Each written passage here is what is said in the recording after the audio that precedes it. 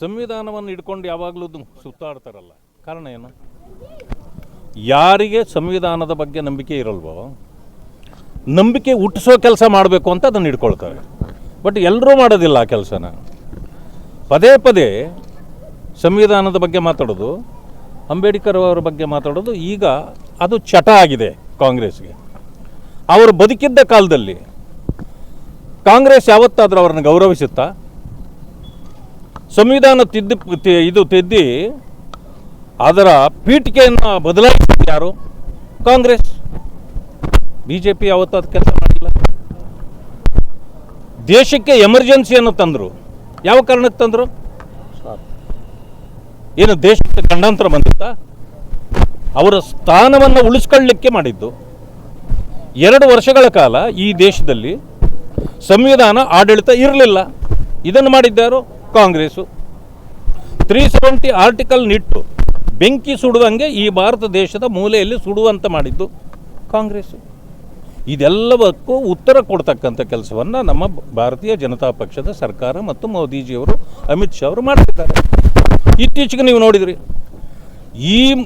ಯಾವ ರೀತಿ ಅಂಬೇಡ್ಕರ್ ಅವರಿಗೆ ಮೋಸ ಮಾಡಿದ್ರಿ, ವಂಚನೆ ಮಾಡಿದ್ರಿ, ಅವ್ರಿಗೆ ತೊಂದರೆ ಕೊಟ್ರಿ ಅವರು ಬದುಕಿದ್ದಾಗ.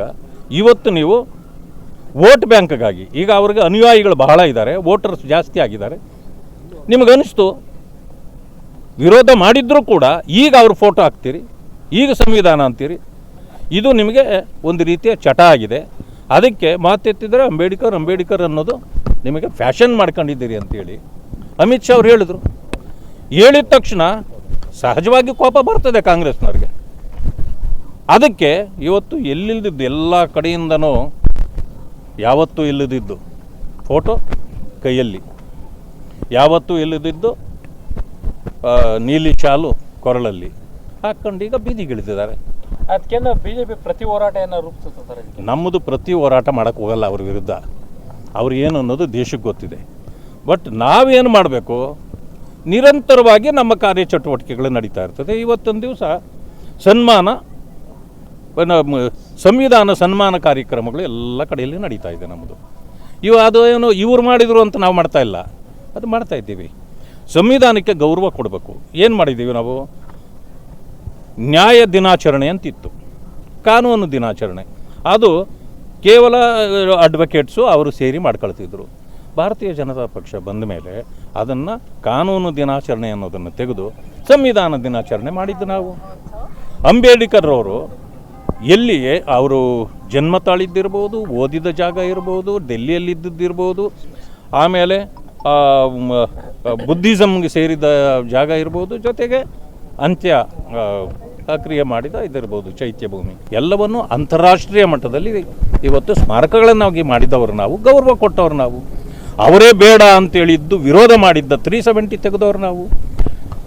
ಜಮ್ಮು ಕಾಶ್ಮೀರದಲ್ಲಿ ಇವತ್ತು ಇಷ್ಟು ಮಾತಾಡ್ತಾರೆ ಕಾಂಗ್ರೆಸ್ನವರು, ಏನು ಸಂವಿಧಾನ 75 ವರ್ಷ ಯಾಕೆ ಸಂವಿಧಾನ ಜಾರಿಗೆ ತರಲಿಕ್ಕೆ ನಿಮಗೆ ಆಗಿರಲಿಲ್ಲ? ಅಲ್ಲಿ ನಾವು ತಂದಿದ್ದೀವಲ್ಲ. You have to appreciate, salute ಮಾಡಬೇಕು ನೀವು BJPಗೆ. ಅದನ್ನು ಬಿಟ್ಬಿಟ್ಟು ಇನ್ನೂ ನೀವು ವಿರೋಧ ಮಾಡೋದು, ಈ ರೀತಿ ಮಾಡ್ತಾ ಇದ್ದರೆ ಏನು ಮಾಡಬೇಕು? ಆ ಕಾರಣದಿಂದ ನಾವು ನಮ್ಮ ಚಟುವಟಿಕೆಗಳನ್ನು ನಿರಂತರವಾಗಿ ಮಾಡ್ತೇವೆ. ಅಂಬೇಡ್ಕರ್ ಅವರನ್ನು ಗೌರವಿಸ್ತಕ್ಕಂಥ, ಸಂವಿಧಾನವನ್ನು ಗೌರವಿಸ್ತಕ್ಕಂಥ ಕೆಲಸ ನಾವು ಮಾಡ್ತೇವೆ. ದಲಿತ ಪರ ಸಂಘಟನೆಗಳು ಬಂದ್ ಕರೆ ಕೊಡ್ತಾ ಇದ್ದಾರೆ ನೋಡಿ. ನಾನು ಅವ್ರನ್ನ ವಿರೋಧಿಸ್ಲಿಕ್ಕೆ ಹೋಗಲ್ಲ. ಅವರಿಗೆ ಅರ್ಥ ಆಗೋವರೆಗೆ ಅವ್ರು ಮಾಡಲಿ. ಅರ್ಥ ಆದಮೇಲೆ ಯಾರು ಸತ್ಯ ಯಾರು ಮಿಥ್ಯ ಅವ್ರಿಗೆ ಅರ್ಥ ಆಗಲ್ವೇ?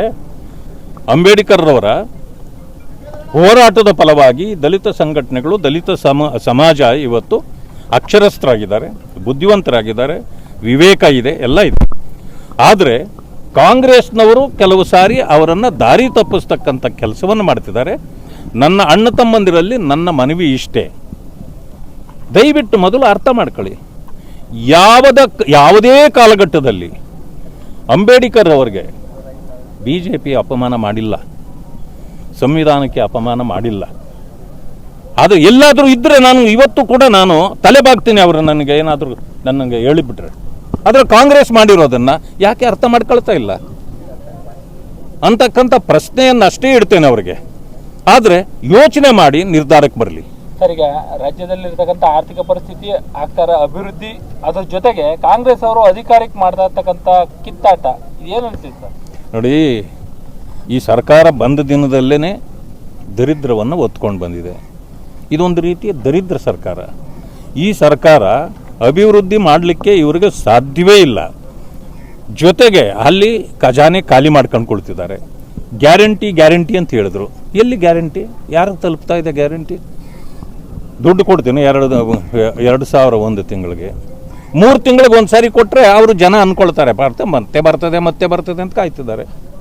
52,000 ಕೋಟಿ ನಾವು ಬಡ್ಜೆಟಲ್ಲಿ ಇಟ್ಟಿದ್ದೇವೆ ಗ್ಯಾರಂಟಿಗಳಿಗೆ ಅಂದರು. ಅಂದಮೇಲೆ 52,000 ಒಂದು ವರ್ಷಕ್ಕೆ ನಿಮಗೆ ಗ್ಯಾರಂಟಿಗಳಿಗೆ ಬೇಕು. 25,000 ದಲಿತರಿಗಿಟ್ಟ ದುಡ್ಡು ಎಲ್ಲೋಯ್ತು? ಅದನ್ನು ಯಾಕೆ ತಿಂದ್ರಿ? ಏನು ಮಾಡಿದ್ದೀರಿ? ಅದನ್ನು ಉತ್ತರ ಕೊಡಿ ಅಂತಂದರೆ ಇದುವರೆಗೂ ಕೊಡಲಿಕ್ಕೆ ಸರ್ಕಾರಕ್ಕೆ ಆಗ್ತಾ ಇಲ್ಲ. ಮುಖ್ಯಮಂತ್ರಿಗಳು ಹಾರಿಕೆ ಉತ್ತರ ಕೊಡ್ತಾರೆ. ಮಹದೇವಪ್ಪನವರು SCP TSP ಹಣಕ್ಕೆ ವಾರಸುದಾರರು. ಅವರೇ ಸುಳ್ಳು ಹೇಳ್ತಾರೆ. ಈ ಕಾರಣದಿಂದ ಇದೊಂದು ದಲಿತರನ್ನ ವಿರೋಧಿಸುವ ಮಾಫಿಯಾ ಈ ಕಾಂಗ್ರೆಸ್. ದಲಿತರನ್ನ ವಿರೋಧಿಸ್ತಕ್ಕಂಥ ಮಾಫಿಯಾ ಇದು. ಸರ್, ಇವತ್ತು ಕೂಡ ಚಾಮರಾಜಪೇಟೆಯಲ್ಲಿ ಹಸುವಿನ ಕೆಚ್ಚಲೆಲ್ಲ ಕಟ್ಟುವಾಡಿ ಸಾಕಷ್ಟು ದೊಡ್ಡ ಮಟ್ಟದ ನೋಡಿ, ಇದೊಂದು ಅಮಾನವೀಯ ಕೃತ್ಯ. ಯಾರೂ ಕೂಡ ಇಂಥದ್ದನ್ನು ಮಾಡಬಾರ್ದು. ಈ ಪ್ರಾಣಿ ಅಂತಂದ್ರೆ ಏನ್ರಿ? ನಾವು ಪ್ರಾಣಿನೇ, ಮನುಷ್ಯನೂ ಪ್ರಾಣಿನೇ, ಇನ್ನೊಂದು ಪ್ರಾಣಿನೇ. ಅದರ ಜೀವ ಬೇರೆ ಅಲ್ಲ, ನಮ್ಮ ಜೀವ ಬೇರೆ ಅಲ್ಲ. ಆ ರೀತಿ ಇಂಥ ದುಷ್ಕೃತ್ಯಗಳನ್ನು ಮಾಡೋದರಲ್ಲಿ ಯಾರಿಗೂ ಕೂಡ ಒಳ್ಳೇದಾಗೋದಿಲ್ಲ. ಅದು ಯಾರು ಮಾಡಿದಾರೋ ನಾನು ಅದನ್ನ ಬಗ್ಗೆ ಇನ್ನು ಮಾತಾಡೋಕ್ಕೆ ಹೋಗೋದಿಲ್ಲ. ಇನ್ವೆಸ್ಟಿಗೇಷನ್ ಆಗಬೇಕು. ಅದು ಯಾರು ಮಾಡಿದ್ದಾರೆ ಅನ್ನೋದು ಹೊರಗಡೆ ಬರಬೇಕು. ಯಾರು ಮಾಡಿದ್ರೂ ಕೂಡ ಅದು ಒಂದು ರೀತಿ ಅಮಾನವೀಯ ಕೃತ್ಯ. ಅದನ್ನು ಖಂಡಿಸಲೇಬೇಕು. ನಾನು ಅದನ್ನು ಖಂಡಿಸ್ತೇನೆ. ಡಿ.ಕೆ. ಶಿವಕುಮಾರ್ ಅವರು ಬಣ ರಾಜಕೀಯ ಜೋರಾಗಿದೆ, ಯಾವಾಗ ನಿಲ್ಲುತ್ತೆ ಅಂತ? ಯಾರ್ದು? ಬಿಜೆಪಿ. ನಮ್ಮಲ್ಲಿ ಬಣ ರಾಜಕೀಯ ಇಲ್ಲ.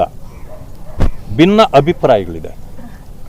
ಭಿನ್ನ ಅಭಿಪ್ರಾಯಗಳು ಎಲ್ಲಿ ಹುಟ್ಟುತ್ತವೋ ಅಲ್ಲಿ ಉತ್ತರ ಕಂಡುಕೊಳ್ಬೇಕು. ಒಂದು ಭಿನ್ನ ಅಭಿಪ್ರಾಯ ಒಂದು, ವಿಭಿನ್ನ ಅಭಿಪ್ರಾಯ ಇನ್ನೊಂದು. ವಿಭಿನ್ನ ಅಭಿಪ್ರಾಯ ಅಂತ ಭಿನ್ನ ಅಭಿಪ್ರಾಯಕ್ಕಿಂತ ದೊಡ್ಡದು. ಆ ದೊಡ್ಡದಕ್ಕೆ ಉತ್ತರ ಹುಡುಕ್ಬೇಕಂತಂದ್ರೆ ನಾವು ಹೈಕಮಾಂಡ್ವರೆಗೂ ಹೋಗ್ಬೋದು. ಅದಕ್ಕಿಂತ ಬೇರೆ ಯಾವುದು ಮಾರ್ಗ ಇಲ್ಲ. ಆದರೆ ಬೀದಿಯಲ್ಲಿ ನಿಂತು ಯಾರು ಕೂಡ ಉತ್ತರ ಹುಡುಕಕ್ಕೆ ಹೋಗಬಾರ್ದು ಅನ್ನೋದು ನನ್ನ ಮನವಿ. ಹೈಕಮಾಂಡ್ ವೀಕ್ ಆಗೋಯ್ತಾ? ಇಷ್ಟು ದಿನ ಆದ್ರೂ ಏನೋ ಸರಿಪಡಲ್ಲ, ಹೈಕಮಾಂಡ್ ಹತ್ರ ಹೋಗ್ತೀವಿ ಅನ್ನೋ. ಈ ದೇಶಕ್ಕೆ ಗೊತ್ತಿದೆ ನಮ್ಮ ಹೈಕಮಾಂಡ್ ಎಷ್ಟು ಸ್ಟ್ರಾಂಗು ಅಂತ. ಆದರೆ ದಿನನಿತ್ಯ ಇಂಥ ಸಮಸ್ಯೆಗಳನ್ನು ಹುಡುಕಿ ಕೆಲಸ ಮಾಡಲ್ಲ. ಅದು ಒಂದು ಹಂತದಲ್ಲಿ ತೀರ್ಮಾನ ತಗೊಂಡ್ರೆ ಎಲ್ಲಕ್ಕೂ ಉತ್ತರ ಸಿಕ್ಕಿಬಿಡ್ತದೆ. ಕಾಂಗ್ರೆಸ್ ಥರ ಆ ಥರ ಅಲ್ಲ. ಕಾಂಗ್ರೆಸ್ಗೆ ಹೈಕಮಾಂಡೇ ಇಲ್ಲ. ಆ ಕಾಂಗ್ರೆಸ್ಗೆ ಹೈಕಮಾಂಡು ಕೇವಲ ಸಿದ್ದರಾಮಯ್ಯನವರು ಅಷ್ಟೇ. ಹೈಕಮಾಂಡ್ ಡೆಲ್ಲಿಯಲ್ಲಿಲ್ಲ, ಇಲ್ಲೇ ಇರೋದು. ಯಾಕೆಂತಂದರೆ ಕಾಂಗ್ರೆಸ್ಸನ್ನೇ ಇವತ್ತು ತಿರ್ಚತಕ್ಕಂಥ ತಾಕತ್ತಿರೋದು ಸಿದ್ದರಾಮಯ್ಯನವ್ರಿಗೆ. ಆ ರೀತಿ ನಮ್ಮದೇನೂ ಅಲ್ಲ.